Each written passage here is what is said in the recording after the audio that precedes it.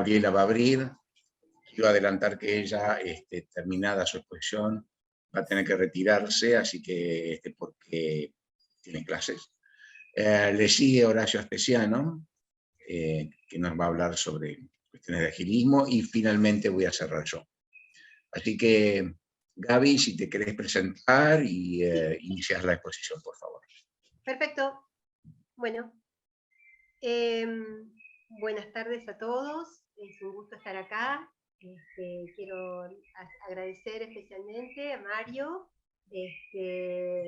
la participación en esta mesa. Y bueno, yo voy a referir... bueno, yo soy profesora de Sociología de las Organizaciones en la Universidad de Buenos Aires, en la Universidad de 3 de Febrero y también profesora en La Plata. Pero tengo otro lado del corazón, que mi formación de base es licenciada en Ciencias de la Educación. Así que con el corazón partido, pero siempre dando vueltas por estos temas.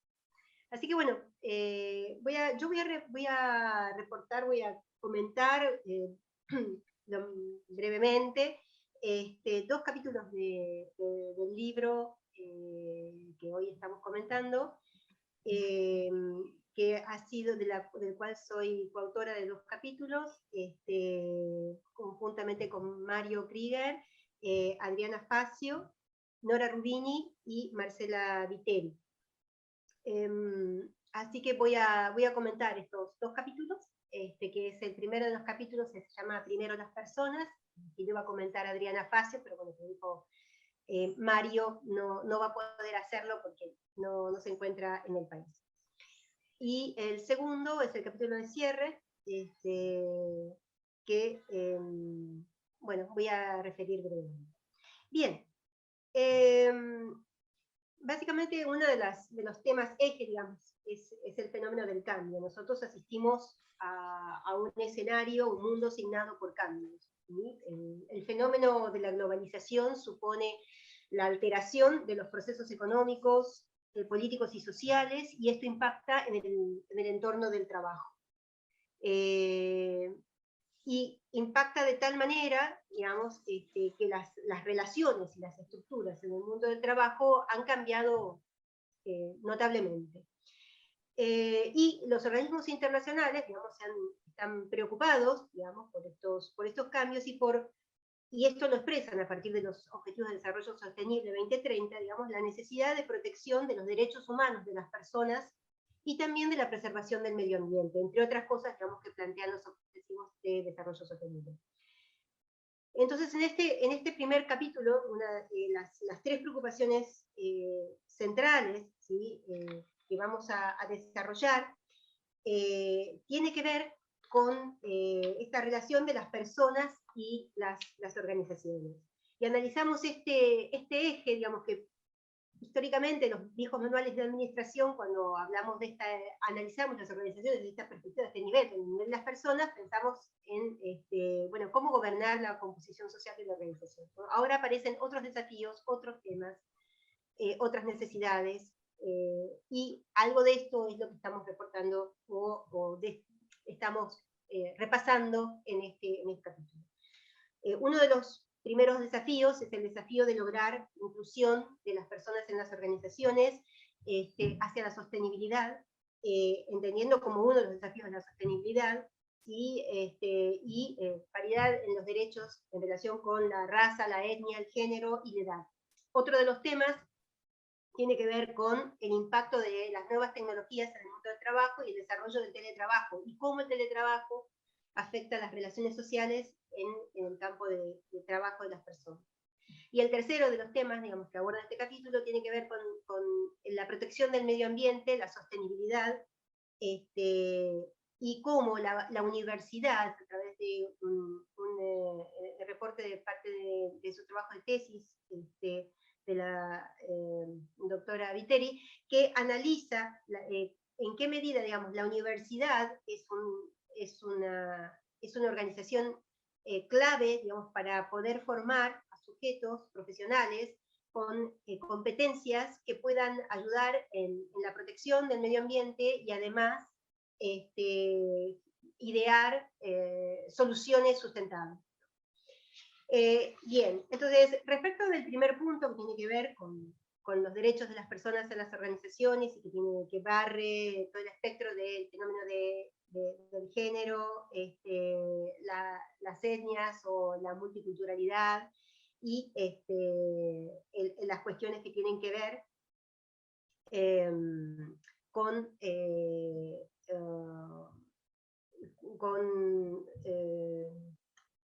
asegurar, digamos, la equidad dentro de las organizaciones, ¿no? Entonces, las características de género se cruzan con otras características, las características de raza, de clase, etnia y discapacidad, y configuran unas entidades complejas que hace difícil analizar cuáles pueden ser las causas posibles de la exclusión. En relación con el género, por más que ha habido un avance en la brecha, se ha reducido la brecha de género en esta revolución silenciosa de las mujeres, digamos, entre hombres y mujeres en el mundo del trabajo, aún persisten, ¿sí? Una cierta separación producida por la ideología capitalista entre el mundo de la producción y el mundo de la reproducción, y que las organizaciones o las corporaciones, digamos, no se hacen responsables, ¿sí? Del proceso de reproducción de la sociedad, ¿no? Se invisibiliza, digamos, esta relación entre el trabajo rentado y no rentado, ¿sí? que realizan las mujeres de manera silenciosa. Entonces, lo que plantea en este capítulo es que la práctica, digamos, de las organizaciones no es neutra en relación con los temas de paridad de género, y que las estructuras, las estructuras de las organizaciones, o que estas prácticas son un elemento estructural que atraviesa, digamos, cuestiones que tienen que ver con el poder, con el control de los recursos, con el reconocimiento, con el mérito, con la promoción y definiciones laborales que afectan a las mujeres y que también afectan a otras minorías como dentro de las organizaciones, como el colectivo LGTB. Otro tema tiene que ver con el edaísmo. El edaísmo es la discriminación por la edad, por razones de edad. Debido a las crisis políticas y económicas, se han producido estrategias de reducción del personal. Y justamente, a pesar de que ha habido un aumento de la esperanza de vida, digamos, el colectivo de adultos de más de 50 años ha sido un colectivo que ha sido permanece como el más vulnerable. O sea, ha aumentado la cantidad de personas mayores en el mundo del trabajo, pero hay un colectivo de más de 50 años que permanece vulnerable en relación con el mantener el empleo, digamos, porque han sido objeto de despido en función de reestructuraciones económicas. Existen una serie de prejuicios y de estereotipos en relación con la edad, y es esto lo que se repasa aquí en este capítulo, que es un tema interesante a abordar, pensando que las gentes de mayor edad pueden aportar un conocimiento valioso en base a su experiencia al mundo del trabajo. Y el otro tema que aparece también en vinculación con el fenómeno de las etnias o las razas es el fenómeno de la multiculturalidad. Y aquí aparecen dos que también apoyados por el fenómeno el desarrollo de las nuevas tecnologías, digamos, que hace que las organizaciones estén trabajando y atrayendo talento de distintas partes del mundo, ¿sí? Y entonces nos encontramos con el fenómeno de la multiculturalidad, que significa la existencia de distintas culturas o convergencias de distintas culturas dentro de una organización, y que hace necesario el desarrollo de competencias interculturales, es decir, competencias en los miembros de la organización, valorando los prejuicios que imponen, digamos, el pertenecer a la propia cultura en relación con la alteridad, con culturas distintas, y evitar la discriminación. Es decir, la competencia, desarrollar personas que sean competentes para interactuar de manera positiva con referentes de otras culturas, lo cual abre un interesante campo de estudio que es necesario incorporar. Se habla de distintas dimensiones de las competencias y cómo esto hace necesario una formación específica, o al menos alertar de la existencia de este problema, digamos. Y esto nosotros lo observamos, quizás no pasa en todas las organizaciones, pero seguramente, digamos, encontramos gente trabajando, jóvenes trabajando en organizaciones aquí en la Argentina que han sido contratados por gente del exterior, ¿no? Bien. Allí se analizan algunos casos muy interesantes. Y el otro tema es el tema del teletrabajo, digamos, ¿qué es el teletrabajo? Digamos, el trabajador trabaja de manera distante respecto de la sede del empleador, utilizando las nuevas tecnologías, ¿sí? Y el tema es que las relaciones sociales que se producen en el campo del trabajo, son afectadas por la distancia. Y las relaciones interpersonales no es un dato menor dentro de las organizaciones. Las personas necesitan tener buenas relaciones, ser apoyados por sus colegas, sus compañeros, insertarse en un colectivo de trabajo, ser parte de nosotros. Las formas de comunicación que implica el teletrabajo, que implica la distancia, y a veces de manera diferida, no sincrónica, afectan las relaciones sociales, y a veces en tal grado que generan aislamiento físico-social, estado de soledad, bajo neurosoporte, ambigüedad de rol, etc. Digamos. Y entonces aquí en este capítulo se describen algunos de los problemas y de las alertas que deben tener como para poder gerenciar adecuadamente este tipo de modalidades de trabajo que son cada vez más comunes y que la pandemia nos ha puesto a todos, ¿no?, en teletrabajo. El otro tema, digamos, que se aborda en este capítulo tiene que ver con la preservación del medio ambiente y de generar profesionales con competencias para gestionar los problemas sociales en relación con el medio ambiente de manera sostenible. Y en este apartado, digamos, va a analizar cómo en dos universidades ecuatorianas, cómo se insertan los temas vinculados, o bibliografía o literatura vinculada al tema del desarrollo de la sostenibilidad, tanto en las mallas curriculares de las universidades como en los procesos de planificación estratégica de las universidades, y también en los comportamientos que la comunidad educativa de las universidades desarrolla. Y propone, digamos, propone algunas estrategias de solución. Bien. El último capítulo, que va a ser muy breve, digamos, en función de todos estos cambios, nosotros nos preguntamos cuál es la contribución de la sociología de la organización para hacer organizaciones más sostenibles. ¿Sí? Entonces, ¿cómo se puede generar teoría en ese sentido? ¿En qué medida las teorías organizacionales están acompañando estos cambios? ¿Y cuál debe ser la agenda de preocupaciones para promover su sostenibilidad? Reportamos una serie de discusiones que encontramos en la web, que iniciaron en el año 2014 con ciertos profesores universitarios de Estados Unidos, en una página, digamos, de la Asociación Internacional de Sociología, que se preguntaba si la sociología de la organización seguía existiendo. En esta se observaba una serie la profesora que dispara, digamos, el debate, en el cual participaron activamente, digamos, en un periodo sostenido de tiempo, varios profesores de distintas universidades, habla de la existencia, como de una desaparición o desvanecimiento de la sociología de la organización, digamos, como que si históricamente la sociología de la organización se ocupaba de generar teorías sobre las estructuras y prácticas de organizaciones complejas de todo tipo, digamos, las productivas, pero también los hospitales, las escuelas, etc., se observa que hay como un corrimiento de los estudios hacia el campo del negocio y también hacia abajo, hacia organizaciones específicas, o hacia arriba, algo que nosotros llamaríamos la sociología del trabajo. Bien, esto se genera toda una discusión, digamos, que resultó bastante interesante, y que dio lugar a, bueno, a rebatir esta postura, digamos, pero que también, digamos, encontramos en algunos autores, como Norberto Góngora, que habla de una cierta alejamiento, lejanía de las teorías organizacionales, y habla de cierto estado de subadministración.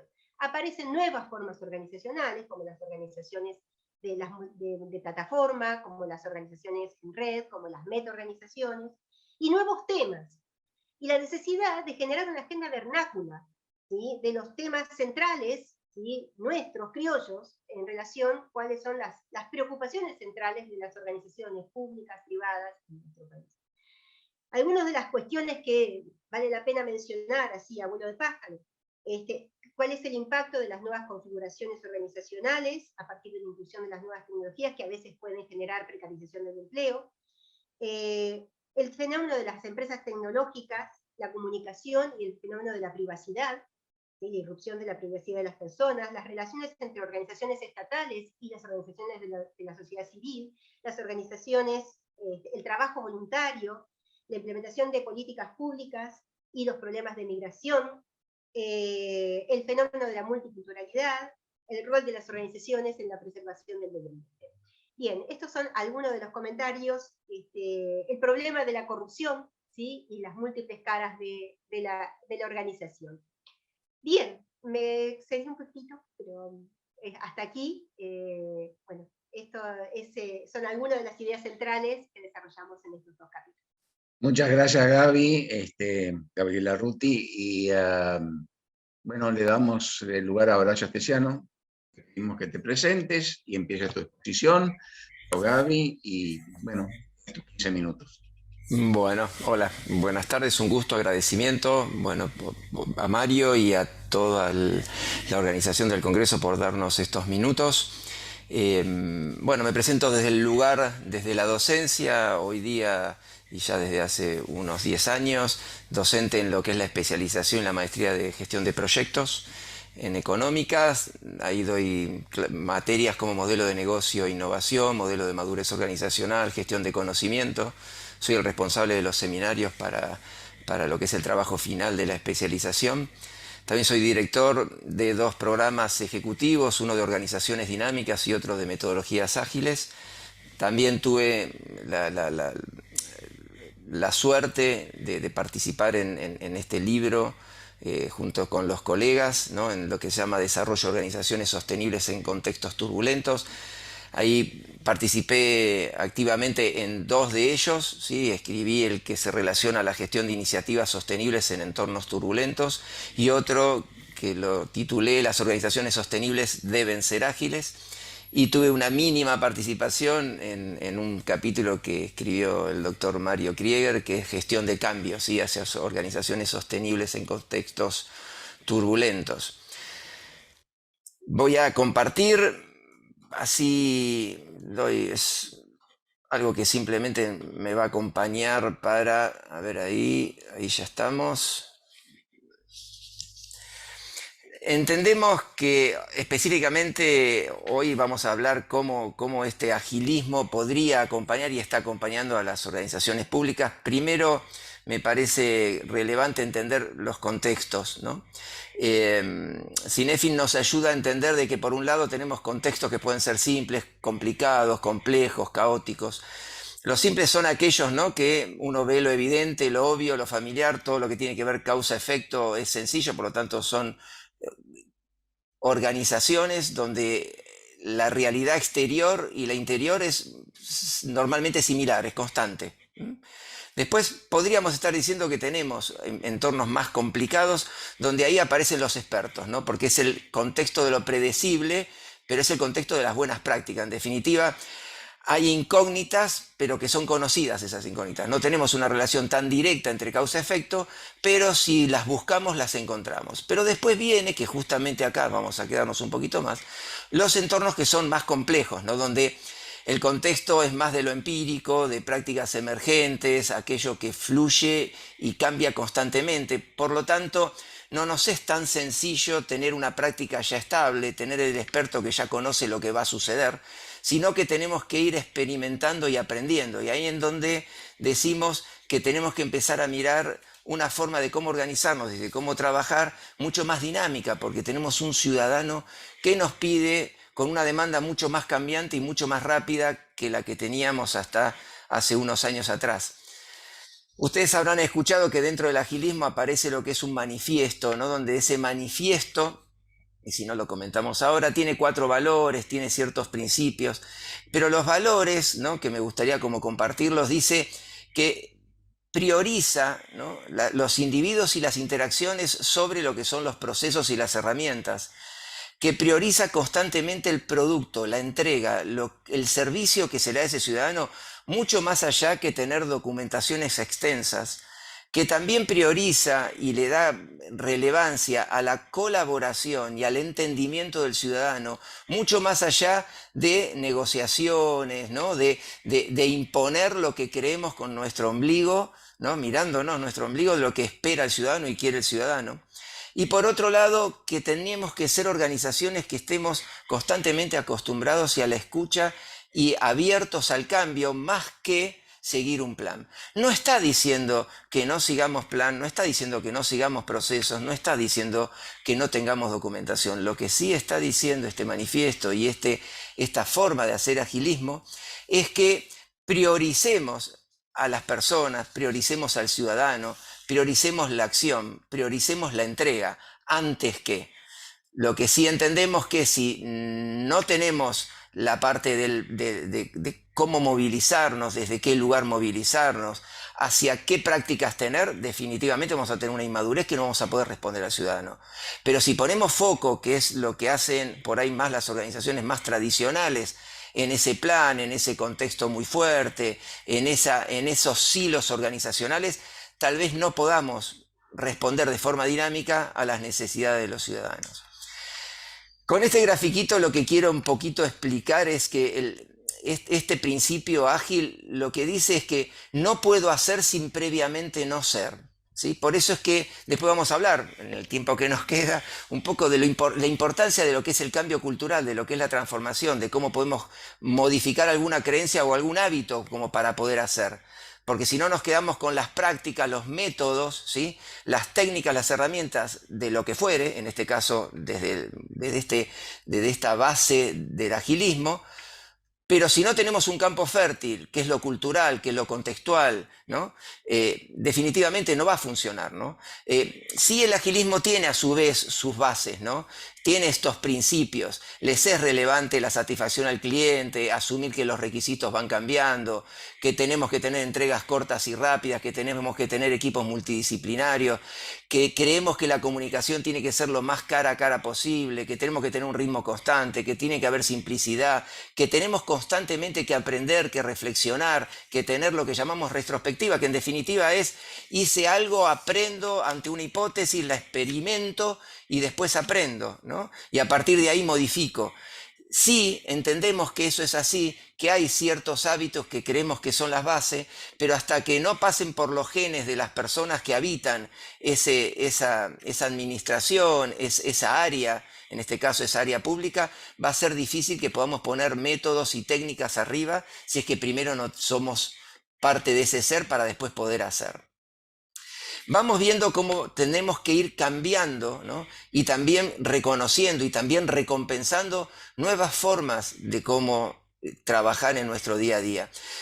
Nosotros estamos acostumbrados muchas veces en las organizaciones a actuar seguro, por lo tanto estamos viendo cómo hacemos para escalar, ¿no? Escuchamos solo a los jefes, somos cautelosos para hablar porque tenemos que hablar de acuerdo a lo que dice mi jefe, lo que dice mi línea. Voy a una reunión y no soy libre de opinar, sino que me tengo que llevar lo que políticamente alguien me dijo, lo que alguien me baja como una línea para decir, que constantemente tengo que estar poniendo reglas o siguiéndolas, pero donde eso parecería que es la base de mi accionar, donde constantemente tengo que estar bajando línea o me bajan línea de cómo tengo que hacer, no solo en el qué, sino en el cómo.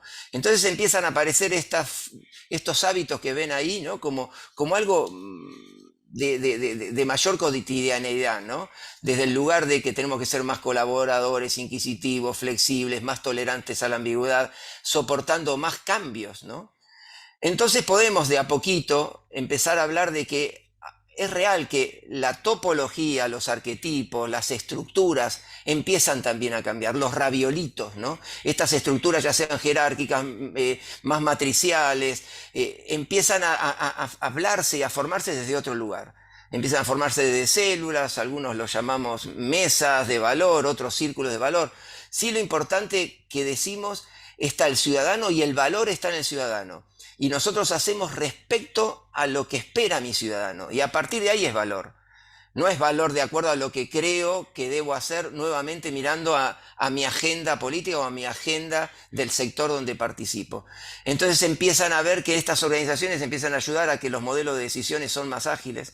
Problema grave, ¿no? En silos organizacionales sin estructuras mucho más jerárquicas, donde priorizamos y paralelizamos como para trabajar, donde hay equipos con responsabilidad de punta a punta, donde tenemos cambios rápidos, donde tenemos que ser flexibles, donde las tecnologías son por opción y no porque me las bajan, ¿sí? Como hay que seguir con esta tecnología, donde el foco está en la acción más que en los requisitos, donde empezamos a ver que las organizaciones no son solamente lugares donde tengo un problema y tengo que ver cómo resolverlo, sino que las organizaciones son un misterio a ser desarrollado. Eso es una base de la mirada del agilismo organizacional.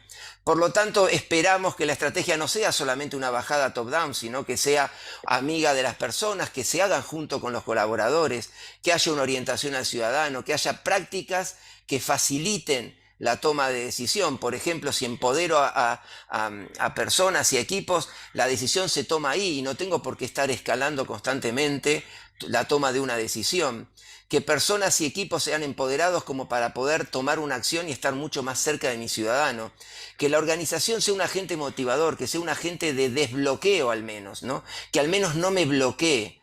Fíjense cuántos paradigmas y cuánta cultura, ¿no? Que tenemos que ir cambiando, donde sí es real que las organizaciones privadas, algunas en particular, empezaron a tomar, ¿no? Como una primer asentamiento en este tipo de organizaciones, pero que sabemos, y ahora vamos a nombrar algunas en particular, no organizaciones para no estar diciendo alguna que sí, algunas que no, porque por ahí podemos definitivamente no conocer todas, pero sí poder decir qué prácticas hoy día ya están sucediendo en la región y en la Argentina.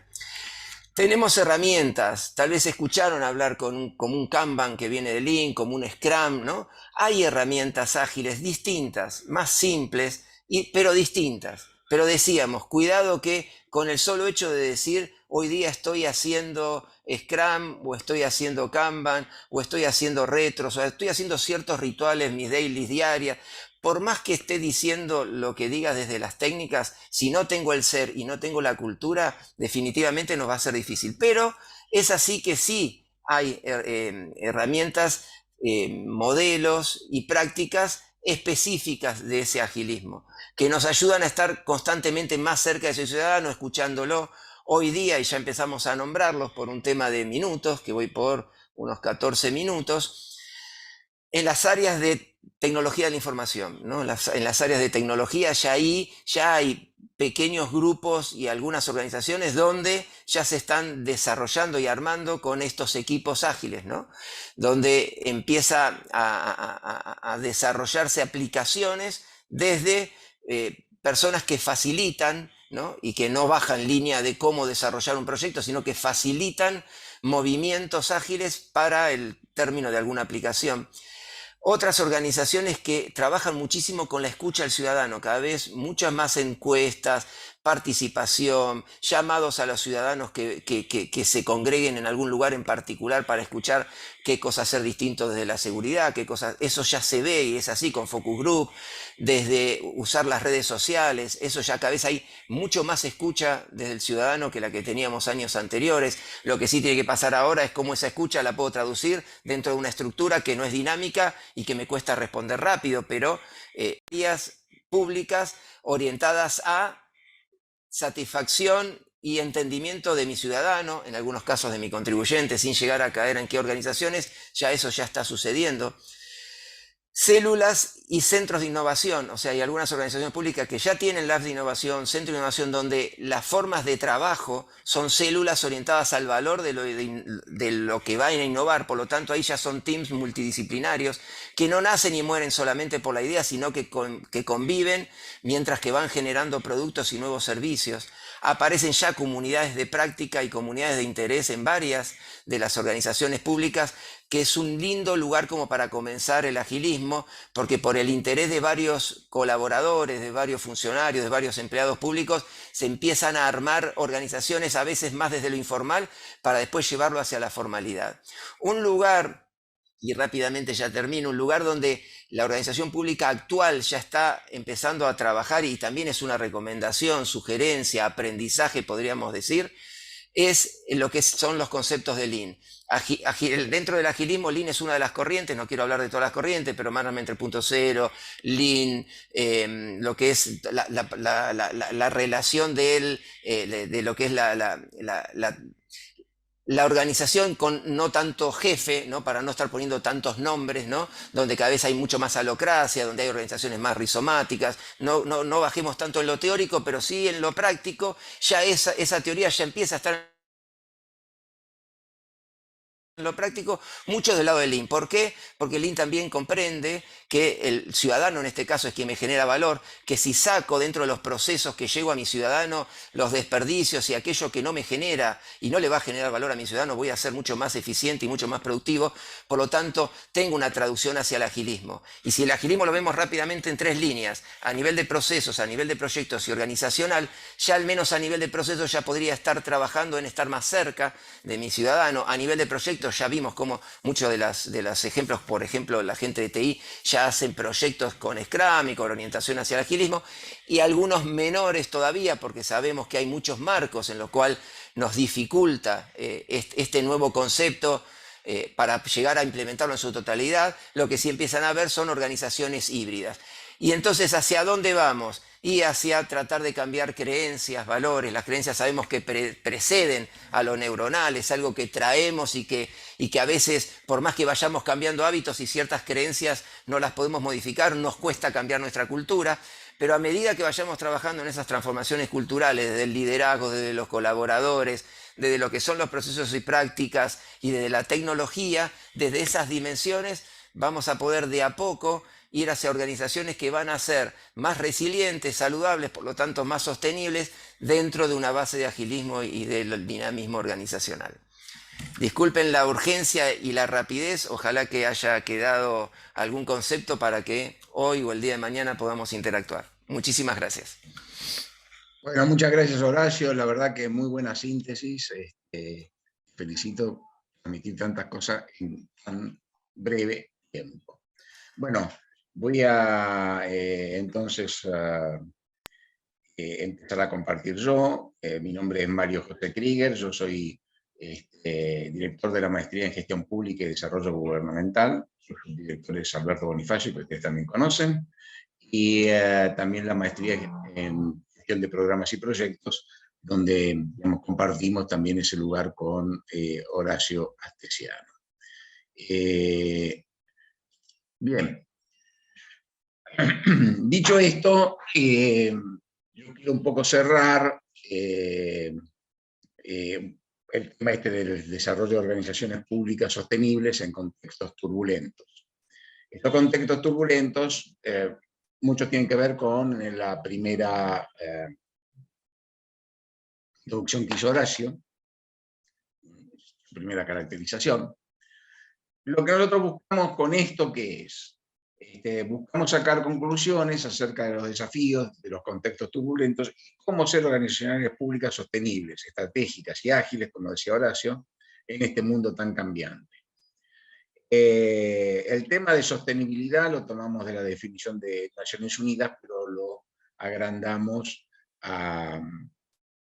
y lo ampliamos a las organizaciones. Entonces, digamos, para nosotros, digamos, que sean procesos saludables y que busquen satisfacer las necesidades sociales y económicas de esta generación sin afectar a las generaciones futuras, también busca, digamos, el tema, aplicar lo mismo a las organizaciones y también se puede aplicar lo mismo a los sistemas políticos, económicos y sociales. Los sistemas políticos, económicos y sociales se encuentran en crisis de legitimidad y buscan, necesitan sostenibilidad, y las organizaciones en contextos tan turbulentos también. Uno podría decir, digamos, bienvenidos al siglo XXI, porque el siglo XXI los contextos son volátiles, inciertos, complejos, ambiguos. Horacio habló de esto, con cambios inestables, repentinos, rápidos, inesperados, confusos, impredecibles, como dijo Horacio también, con dificultad para determinar estas relaciones causa-efecto que él también nos explicaba. Esto hace que hay una mutación entre lo que era la normalidad del siglo XX, donde había contextos cambiantes, pero bastante previsibles, con pocas contingencias, algunas veces muy cambiantes, con cosas con bastantes contingencias, algunos más complejos, otros menos complejos, más hostiles, menos hostiles, pero digamos, la normalidad era la meseta de, digamos, de cierta estabilidad relativa con proceso de cambio. Hoy es al revés, en un contexto turbulento donde lo normal es la turbulencia, es el cambio, es lo inesperado, y dentro de eso uno puede encontrar nichos de estabilidad, a veces en áreas de las administraciones públicas. La Biblioteca Nacional no tiene mucha turbulencia en su contexto, pero en general, digamos, los contextos son bastante turbulentos, y como ustedes habrán visto por la pandemia, por las guerras, por las crisis que transcurren, bienvenidos al siglo XXI. El siglo XXI va a seguir siendo esto. Por lo tanto, tenemos que preparar nuestras organizaciones, nuestras conductas, nuestras mentes, nuestra cultura, como decía Horacio antes, para esta nueva realidad. ¿Qué lleva esto?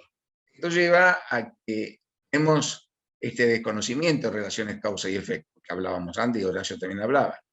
Es caracterizada por la incertidumbre, la imprevisibilidad, de las consecuencias de las decisiones, de las alternativas, de contextos muy complejos, diversos, de entornos muy heterogéneos, hostiles, fuerzas amenazantes. Todo eso aparece en el contexto de nuestras organizaciones y de nuestro accionar. Bueno, ¿cuáles son nuestras posibles respuestas? Y ahí es donde, digamos, queremos poner el foco. Estas posibles respuestas están dadas por, digamos, escanear en forma permanente los escenarios. Si nosotros antes hacíamos planes estratégicos y, digamos, esos planes eran cuatrienales y hacíamos actualizaciones año por año, en algunos casos con más dificultades un poco menor, en algunas veces mucho mayor. Hoy por hoy, en todas las organizaciones públicas, privadas y ONG, es necesario escanear permanentemente el contexto donde nuestra organización se inserta. Y en ese escaneo permanente es donde vamos a poder tener los indicios de las turbulencias que van a venir. Entonces, en función de eso hay que desarrollar bases de datos. Bases de datos tienen que ver con ese escuchar de usuarios y beneficiarios, clientes, ciudadanos, que hablaba Horacio. Digamos, por ejemplo, en la pandemia aquellos que comerciaban con China empezaron a ver tempranamente que se rompía una cadena de abastecimiento y que algo iba a pasar, y que algo grave estaba pasando. Bueno, hoy tenemos cadenas de abastecimiento rotas por todos lados, algunas superficies de la pandemia, otras por la guerra y otras por crisis petrolera y otras por crisis de chips, y etcétera, etcétera. Digamos, uno tiene que escanear los contextos permanentemente y saber leer los datos. En el sector público hay mucha información, pero no se procesa. Nosotros tenemos información nacional, ministerio por ministerio. Información de la nación, de las provincias y de los municipios. También ministerios y secretarías. Informaciones acerca de la ciudadanía. Informaciones estratégicas que tienen que ver no solo con las encuestas y con lo que hace el INDEC, sino con las transacciones que las personas hacen, con lo que contribuye.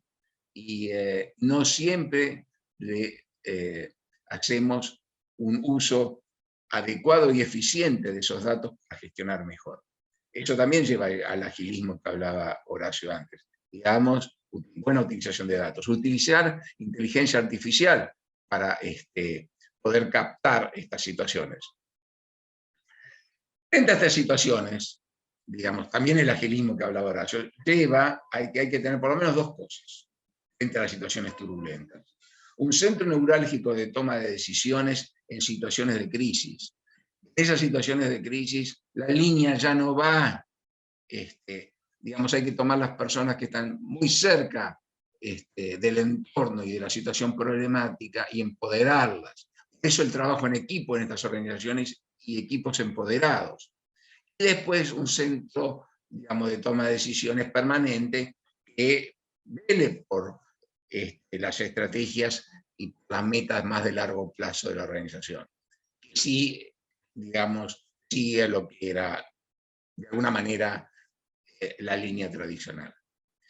Potenciar el liderazgo, Horacio habló algo de esto, y el trabajo en equipo de alto rendimiento. De alto rendimiento y de saber afrontar las situaciones. Tenemos que preparar a nuestros equipos y a nuestras personas a que, digamos, no escapen de las señales turbulentas del contexto. No es mirar para el otro lado, no es el cana que mira para el otro lado cuando ve que alguien está robando para escaparse de enfrentarse con el delincuente. No es el no darle la mala noticia al jefe porque si no me va a mirar como a los ojos o me degrada al último sótano de la organización, sino que la organización tiene que mirar, premiar incluso a quien le da señales anticipadas. Eso hay que aplanar las estructuras entre el decisor y el que tiene contacto con el usuario, con la ciudadanía, con el beneficiario, con el regulado, con lo que sea, tiene que ser muy cercana. Hay que empoderar a equipos y a personas para que en situaciones de extrema crisis sepan qué hacer. Y para eso, a otra cosa que se llega es que hay que ejercitar al personal como uno, digamos, como se entrenan los pilotos en los simuladores. El 99,9% de los pilotos jamás en su vida va a aterrizar en el mar, afortunadamente. Pero todos tienen que prepararse para eso. Y tienen que prepararse no me acuerdo si cada 2 meses o 3 meses. Uno tiene que hacerlo como el simulacro de incendio, o como se preparan los hospitales para atender las emergencias, porque no saben cuál es el próximo herido, traumatizado, cardíaco que viene. Y para eso uno se entrena como a uno se entrena en la evacuación de un edificio frente a un incendio. Uno se tiene que entrenar en esta situación. Entonces las personas entrenadas, no es que la situación sea exactamente igual, pero un entrenado tiene elementos como para resolver y actuar en situaciones de crisis, y se lo debe empoderar y autorizar para esos momentos. Eso es el tema del empoderamiento. La sostenibilidad organizacional significa que la organización pueda afrontar con eficacia los riesgos de las turbulencias del contexto, que pueda sobrevivir frente a los desafíos y amenazas y hostilidades y las complejidades del entorno, y que además los desafíos sean una oportunidad y que aproveche las oportunidades de los medioambientales cambiantes. Supere su propia fragilidad y que, digamos, haga de, digamos, a veces a convertir esa fragilidad en una oportunidad o en una virtud, produciendo los cambios necesarios. Se haga más sostenible, entienda dónde están sus tanoles de aquí. Para eso, repito, hay que saberle los datos e indicios del entorno y tomar decisiones acordes. Insisto en el rol del Big Data y la inteligencia artificial. Por eso entonces necesitamos preparar toda la organización para afrontar estas situaciones de riesgos y turbulencias. Desarrollar una cultura acorde a afrontar los riesgos y agregar valor. También algo de eso hablaba Horacio. Organizarse en base a equipos de alto rendimiento, afrontar riesgos y desarrollo de liderazgos acordes. Obviamente también el rendimiento como productividad, pero acá estamos resaltando el tema del rendimiento, cómo hacer frente al riesgo, a la imprevisibilidad, a la incertidumbre, afrontar estas nuevas situaciones. Empoderar al líder y miembros de estos equipos. Desarrollar empatía con agentes, usuarios, beneficiarios y referentes. Esta empatía también es la que hablaba Horacio cuando hablaba de escuchar y co-gestionar con los usuarios, referentes de las organizaciones.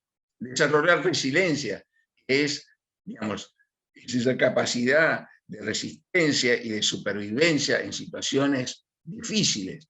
Que todos los seres humanos tenemos y desarrollamos, lo vimos en la pandemia, todos fuimos resilientes para poder superar esto. Bueno, las organizaciones también deben ser resilientes para superar esos desafíos. Esto de simular situaciones de riesgo, entrenar miembros para cumplir su rol frente a la incertidumbre, que ya expliqué, debe ser creativa y desarrollar aprendizaje continuo. Debe horizontalizar las tomas de decisiones y las acciones de los equipos para, digamos, ser más ágiles. Debe ser anticipadora, previsora, escudriñar permanentemente los escenarios, utilizando bases de datos propias o del contexto. La sostenibilidad, en fin, debe tener un centro neurálgico de toma de decisiones, como decíamos antes, para afrontar riesgos, y otro estratégico para garantizar el rumbo fijado. Es importante acá hacer un pie de página. Deben adoptar agilidad para hacer frente a estos contextos con eficacia, como mencionaba Horacio. La otra es que deben desarrollar decisiones e instrumentos para establecer situaciones de crisis y desarrollar resiliencia. Deben promover la constitución de equipos de alto rendimiento, liderazgos ágiles, facilitadores del equilibrio, cultura y visión de largo plazo, con parámetros que permiten evaluar el desempeño en los contextos turbulentos. El análisis de datos, el monitoreo permanente del contexto, el FODA permanente, etc. Ahora, lo que hay que tener cuidado frente a estas situaciones turbulentas es, uno tiende a veces a cometer el pecado de sobrereaccionar. Y el sobrereaccionar es una actitud propia de entrar en pánico. Y eso no hace bien. Entonces, y subreaccionar es no dar respuestas a tiempo. Una es asustarse y la otra es minimizar. Y ninguna de las dos son buenas. La clave es anticiparse, sabiendo leer los escenarios, leyendo bien el contexto, y digamos, a veces, digamos, puede haber una cierta sobrereacción y sobre todo ese centro neurálgico de toma de decisiones en situaciones difíciles y turbulentas, que es designar dentro de una organización cierto número de personas claves, van más allá de la línea y de la línea jerárquica, que ya están predestinadas a tomar las decisiones en los momentos críticos. Y a veces hay que sobrereaccionar en el momento crítico, pero esa sobrereacción es para estabilizar el barco, para achicar el agua, para hacer que no se hunda. Una vez que está estabilizado, uno tiene que volver a mirar los objetivos de largo plazo y volver a ceder a la línea el manejo de la organización. Entonces, son organizaciones con estructuras paralelas, pero donde la paralela es temporaria. No estoy pregonando lo que algunos autores hablan de estructuras paralelas permanentes. En eso no es muy complicado y no estoy muy de acuerdo. Desarrollar la acción estratégica es desarrollar los indicadores y ver las consecuencias en el tiempo. Uno tiene que permanentemente escrutar esos escenarios, esa perspectiva y ver y visualizar las consecuencias para minimizar los efectos adversos y aprovechar los efectos más positivos. Y eso es un monitoreo permanente del impacto de las políticas públicas y las acciones de gobierno, las acciones de gestión de las organizaciones para introducir correcciones permanentemente. Bueno, entonces la sostenibilidad es también desempoderar, desconcentrar, descentralizar, trabajar en los equipos de alto rendimiento, desestructurar lo vertical, descentralizar la toma de decisiones, cultura y valores comunes que permitan a que las personas puedan actuar sin tener que hacer la consulta. Todo eso hace que una organización sea sostenible. Requiere de liderazgos ágiles, es utilizar correctamente el ciclo de pausar, evaluar, anticipar, actuar en forma permanente, evitar sobreactuaciones, como dijimos, equilibrar la organización, tornarla nuevamente sostenible, y cuando se consigue volver a la línea. El comité es empoderado para tomar decisiones rápidas, obviando el sistema establecido hasta que la emergencia pase. Y al revés, los sistemas normales no funcionan mal en situaciones críticas. Las organizaciones deben aprender, lo que yo decía, al gimnasio para ganar en musculatura. Entonces, finalmente, para que las estrategias de sostenibilidad sean correctas, las organizaciones deben hacer una lista de temas prioritarios para la sostenibilidad de estas mismas, darse una estrategia y una estructura acorde. No existen recetas generales, pero uno tiene que entrenarse frente a las situaciones de emergencia peores que se le puedan ocurrir, ¿no? Lo peor que puede pasar es esa central nuclear en Japón, que estaba a la orilla del mar y no previó que en esos mares había tsunami, no previó que podía haber uno de tal intensidad que la tirar abajo. O sea, uno tiene que prever, digamos, y entrenarse para la peor de las situaciones imaginables. No ser exactamente igual, pero cuando uno está entrenado en ese tipo de cosas, cuando viene una situación difícil, hay gimnasia, hay músculo para responder. Deben analizarse las vulnerabilidades de cada organización que le permitan seguir siendo, o sea, permanecer, seguir siendo, pudiendo afrontar riesgos, desafíos del contexto, turbulencias y mantenerse gobernables, para ser social y medioambientalmente sostenibles. Eso requiere la participación de las partes interesadas internas, de las diferentes áreas de la organización, porque la participación genera empatía, focaliza, lenguaje común, cultura común, y también de usuarios, beneficiarios, digamos, depende de qué tipo de organización se trate.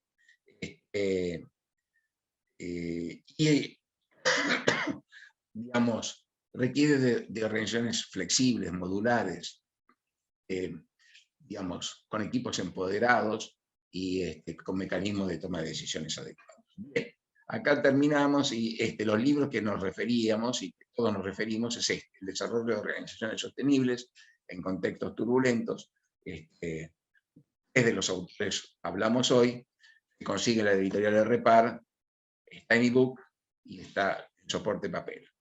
Muchas gracias a todos y creo que hemos cumplido con los tiempos que nos decían, porque decían que a las 6 nos teníamos que conectar con un aula más general. ¿Verdad? Mira.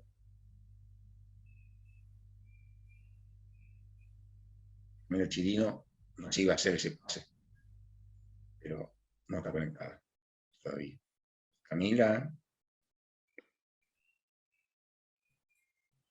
Bueno, mientras esperamos, vamos a dar lugar a preguntas o a debate entre nosotros mismos, como ustedes quieran. ¿Alguien tiene preguntas para hacer?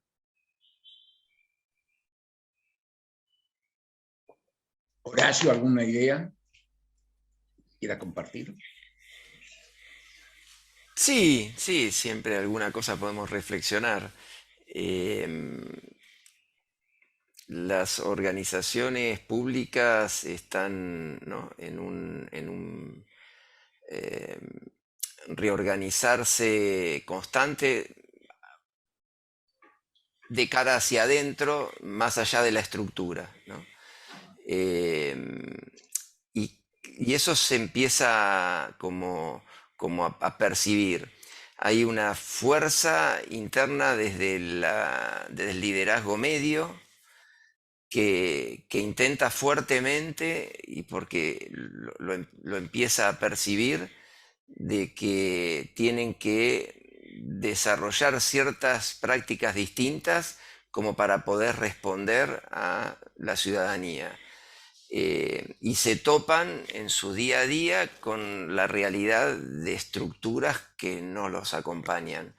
Por lo tanto, son fuerzas constantes que están en constante puja, pero creemos, y al menos uno es esperanzador, de que a medida que la escucha sea más fuerte y a medida que las prácticas y en muchos casos la tecnología acompañe y ayude, porque todo lo que tiene que ver con herramientas que acompañen a la colaboración, ¿no? y a poder responder de una forma más sencilla a la necesidad del ciudadano, también hace ver de que las organizaciones tienen que empezar a adecuarse como para poder dinamizarlas, ¿no?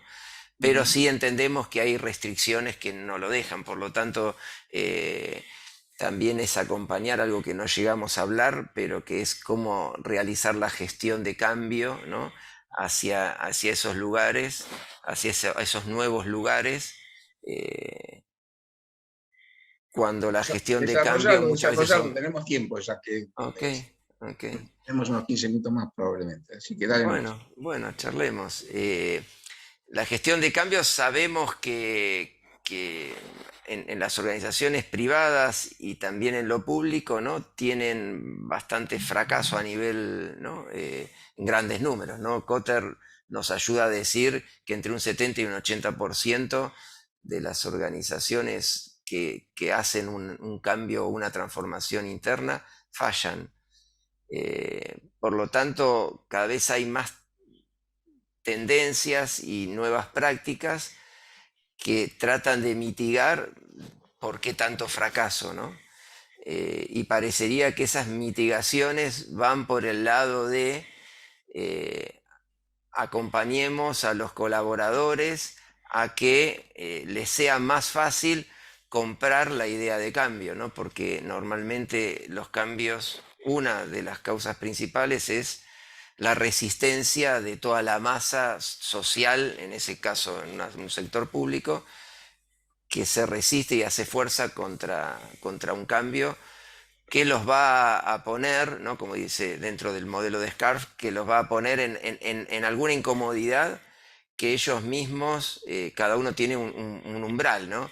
Ya sea en nivel de que si es justo o no es justo, si me va a dejar en un mismo nivel social o no, en un mismo salarial o no, en un mismo nivel, ¿no? En distintos lugares de acuerdo al perfil de cada uno.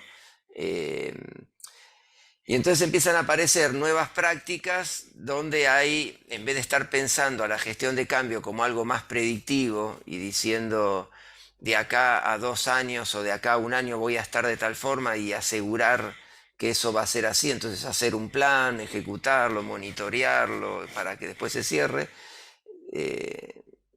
ver la posibilidad de que eso sea mucho más iterativo, incremental y que también como el agilismo haya modelos de cambio más ágiles, ¿no? Donde se basen en poder tener hipótesis, hacer experiencia, aprender e ir cambiando con pequeños incrementos, ¿no?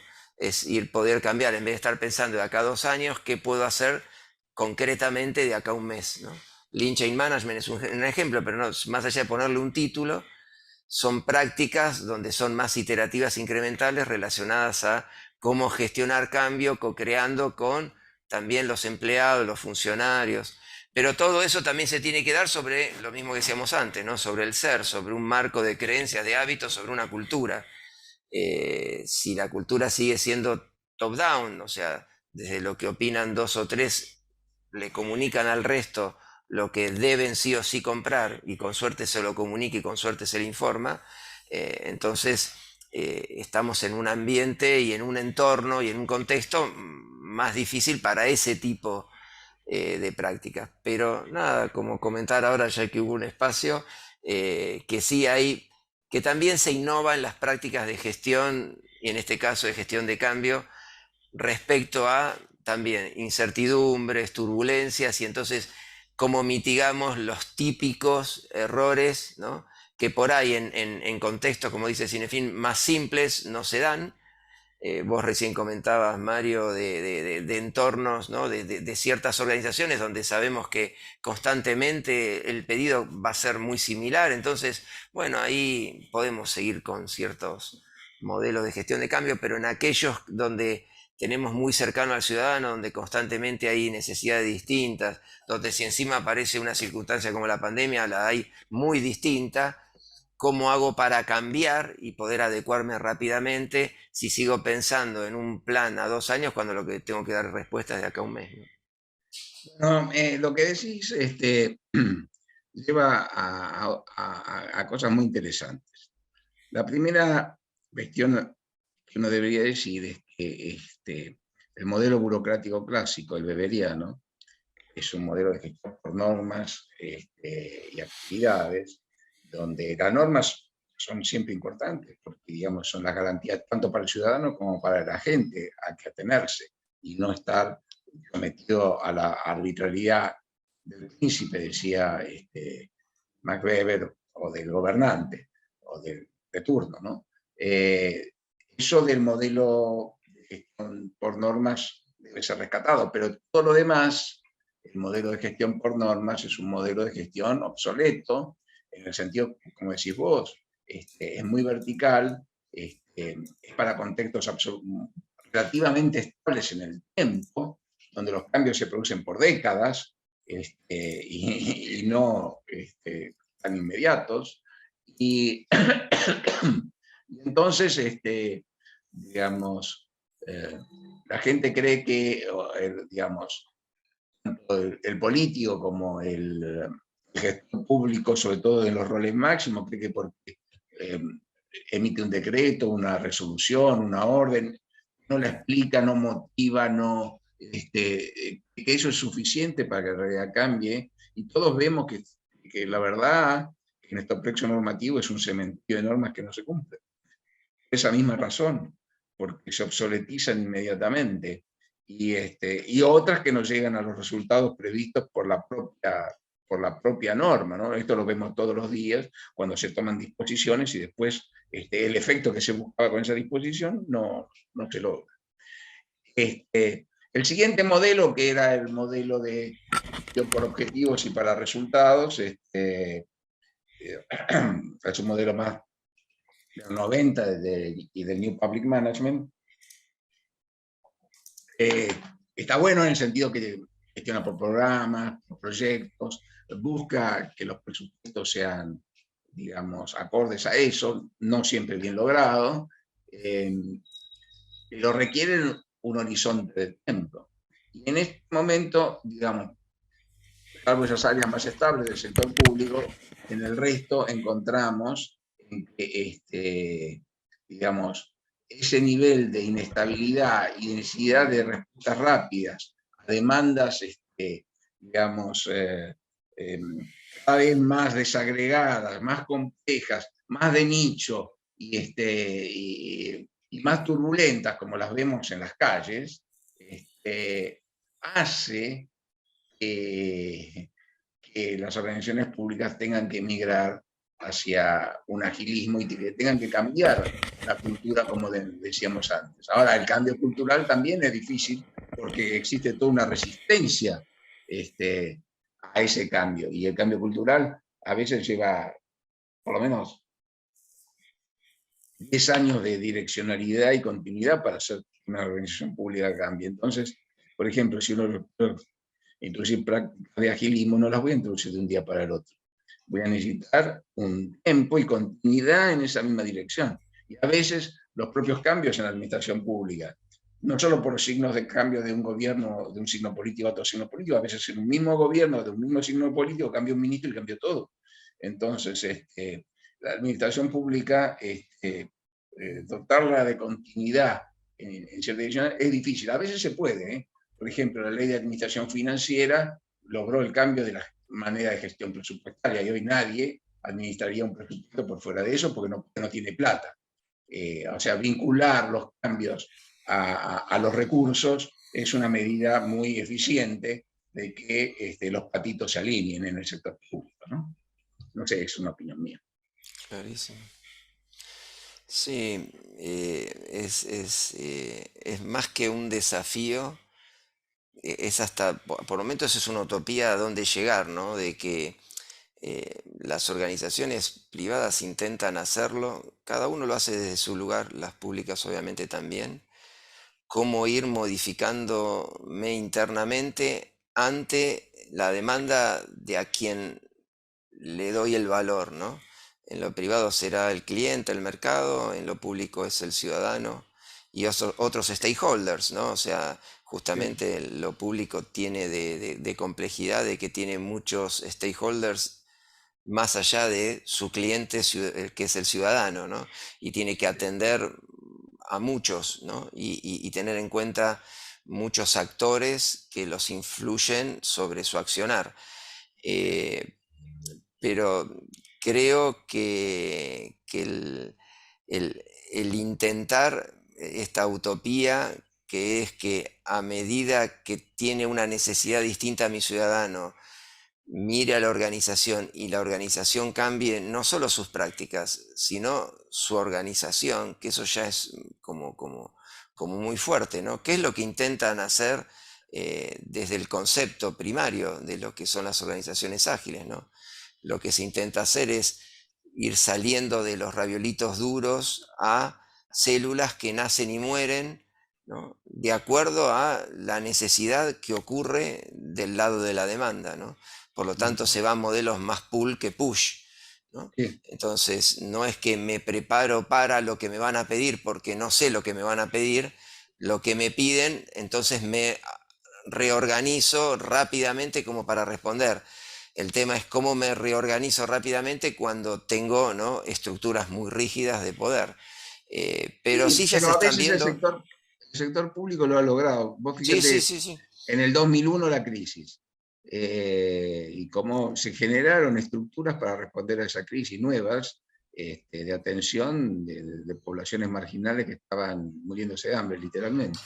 O ahora con la pandemia, digamos. La verdad que el esfuerzo, primero para atender, coordinar la atención médico-sanitaria y después coordinar los planes de vacunación, se generaron estructuras ad hoc enormes en los dos ejemplos que te estoy poniendo, y funcionaron. O, por ejemplo, me comentaba Sí, Rigo, que hoy es el secretario de Hacienda, comentaba en el 2020, que lo trajimos a dar una clase a donde estamos, a la Facultad de Ciencias Económicas de la UBA, y, y él comentaba que ellos, más o menos 700 personas en la Secretaría de Hacienda, manejan, digamos, esas 700 personas manejan el presupuesto nacional de toda la administración pública. Y lo hacían en vía remota. Dice, yo estoy solo acá, alguna vez está mi secretaria, todo lo demás se hace vía remota. Ellos habían tenido un ejercicio previo, por eso lo importante es ejercitarse antes en el N1H1.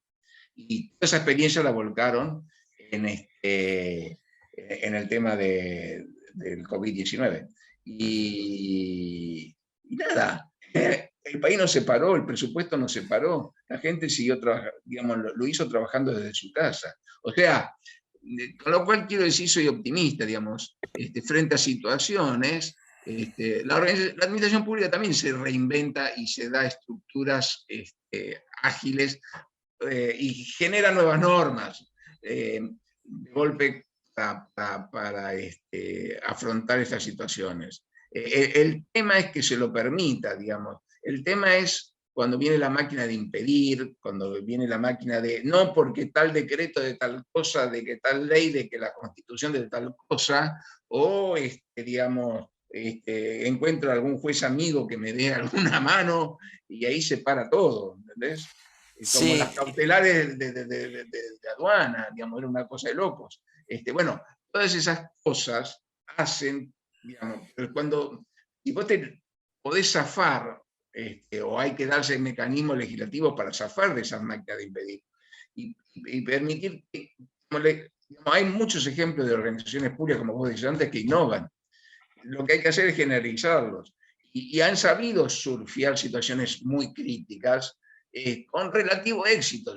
Siempre, digamos, relativo éxito, porque, digamos, estas situaciones muy críticas siempre te tienen éxito y fracaso al mismo tiempo, porque nadie la acierta al 100% de entrada, ¿no? Pero se puede. Lo que queremos decir es que, digamos, uno no se tiene que dar por entregado y decir que no, que esto, la administración pública es seguidista, no puede, que va atrás, corriendo, va corriendo atrás de la pelota y bastante atrás de la pelota. No, puede ir a la par o adelantarse, sabe ver, visualizar bien los datos, la inteligencia artificial y los contextos, puede anticiparse, puede anticiparse. Qué sé yo, si vos ves que hay una guerra y está faltando, digamos, empieza a faltar ciertos insumos o gas en el mundo, y bueno, colocar tempranamente tus pedidos, porque vas a ahorrar dinero y vas a obtener, porque los recursos escasos en el mundo hacen que no solo cueste muy caro, sino que capaz que no lo tengas, ¿no? Eso es leer escenarios y tener capacidad de anticiparse. Hay un comentario que lo que quería mencionar, y yo estoy totalmente de acuerdo con lo que decís de la respuesta de las administraciones públicas, que en la pandemia se vio mucho en muchos lados, sobre todo en la parte de salud y cómo nos adecuamos todos a lo tecnológico, como decías. Pero para movernos sobre lo que algo charlábamos ahí del marco de Cinefin, una cosa es moverte en el mundo complejo, ¿no? Que es el mundo donde decimos que el agilismo, donde hay una práctica y donde hay algo de sostenibilidad. Y otra cosa es en el mundo caótico, ¿no? El mundo caótico es el contexto de la emergencia, incógnitas absolutas, ¿no? Una pyme, o sea, normalmente todos respondemos, ¿no? Digo, el ser humano responde ante algo que tiene que cambiar, por lo tanto, la respuesta emergente, o sea, de emergencia está. El tema es si la respuesta ante una emergencia después es sobre una solución que es sostenible, ¿no? Bueno, por eso Y yo para ser hablaba de las dos sostenible, cosas, del centro neurálgico de toma de decisiones y estabilizar el barco para situaciones críticas y de la línea de continuidad. Y al mismo tiempo hablaba del tema de, digamos, ejercitarse como yendo al gimnasio, ejercitarse como si uno se ejercita contra un incendio. O sea, porque vos te tenés que preparar para. Y una vez que pero es te que yo preparaste para coincido con lo que N vos decís, Mario, situaciones, totalmente coincido. Lo que no sé si las organizaciones públicas en su mayoría hoy día tienen un ámbito organizacional que soporte la complejidad, más allá de que sí soportan lo caótico, sí soportan la no, emergencia. No me estamos cabe la menor abogando duda que la para que den un emergencia, paso más. Justamente claro, claro, nuestro libro y nuestras ideas, son ideas para que den un paso más. claro. Pero es la preparación, ese ejemplo que te puse el secretario de Hacienda, y muchos les pasó eso. Lo que ejercitaron el N1H1 les sirvió en la pandemia del COVID. O sea, Claro. digamos, no era perfecto, tenían alguna memoria colectiva y alguna práctica desarrollada. Imperfecta todavía, la perfeccionaron. Y estoy seguro que si el día de mañana viene otro bicho raro, vamos a tener mejor respuesta. Clarísimo. Sí. Sí, hay algo que tiene, más allá de que tiene muchas otras aristas en las cuales podemos coincidir o no, pero hay una fortaleza que por otros motivos también pueden ser áreas de desarrollo, que es que mientras que los colaboradores, los funcionarios, los empleados son los mismos, más allá de ciertas prácticas u organizaciones, está en la cabecita de alguien que no se te fue, por lo tanto esa memoria está. Digo, eso tiene otras aristas en las cuales no te deja potenciar ciertas otras cosas, pero para esto, para el conocimiento tácito, aunque sea, más allá que no se haya podido explicitar, el hecho de que haya alguien que estuvo sentado en un lugar viviendo una experiencia y 10 años después está viviendo otra experiencia similar, ayuda seguro a la respuesta. Claro, lo que yo digo es ir un paso más allá. Que esa experiencia se la mantenga viva, que se entrene a gente en esa experiencia como vos entrenás Claro, claro. a evacuar un edificio, aunque vos nunca hayas vivido un incendio, pero vienen los bomberos y te entrenan, y que se documente. Porque sabes que ese señor, no puedes vos, digamos, sentarte sobre la memoria de ese señor, porque ese señor se fue. Por ahí lo puedes ir a traer si todavía está en algún lugar y te ayude. Por ahí el señor está ya bajo tierra, abajo de una lápida, no lo vas a poder buscar más. Entonces, digamos, las organizaciones tienen que documentarse y además revivir esa experiencia entrenándose. Y bueno, digamos, a mí es como ir al gimnasio, ¿viste? Cuando vos vas al gimnasio generás músculo y después te tropezás con una piedra. Bueno, si tenés más o menos agilidad, capaz que das 3 vueltas carnero, pero no te rompes una pata. Eso sí. Bueno, estamos 18-17, ahí no sé Sí, si... yo creo que terminamos. Nos dijo, Sí, viste, Camila Chirino que nos iba a buscar y a rescatar para participar de un plenario, pero no vinieron. sí, Así que, no, pues a las 19 tengo que dar, hay algunos no, que están con un par de seminarios ahí en la maestría. perfecto. Cerramos acá y agradecemos a los oyentes, a los que han participado, y a los que nos van a ver vía remota, porque esto justamente se transmite, digamos, tiene esa ventaja. Así que a todos les agradecemos y damos por finalizada esta charla. Te Bueno, agradezco muchas mucho, gracias. Horacio, y Igual nos vos, vemos. Mario. Adiós. Chau, chau. Adiós. Chao.